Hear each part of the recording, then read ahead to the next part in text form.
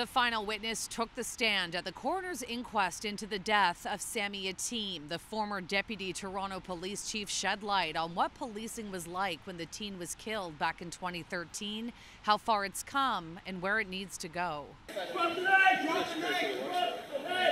When Sammy Yatim was fatally shot on board an empty streetcar more than a decade ago, a coroner's inquest was already underway, examining 3 separate incidents where people armed with knives were shot and killed by police.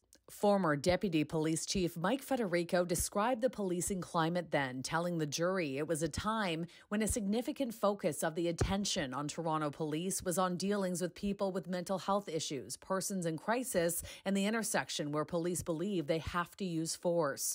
Gun violence and domestic violence were also on the rise, and there were growing concerns about policing in racialized communities.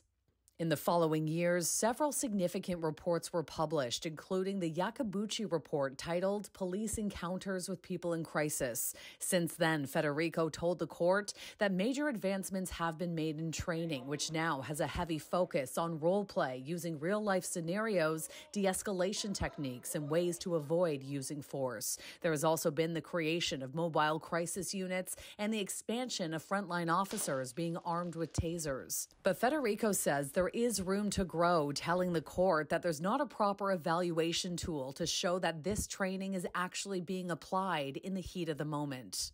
Changes have also been made to the recruitment process, with intake interviews zeroing in on a potential officer's ability to show empathy and understanding and their experience with community engagement. His testimony will continue tomorrow.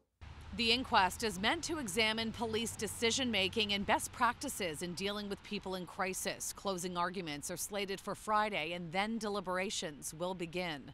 Shauna Hunt, City News.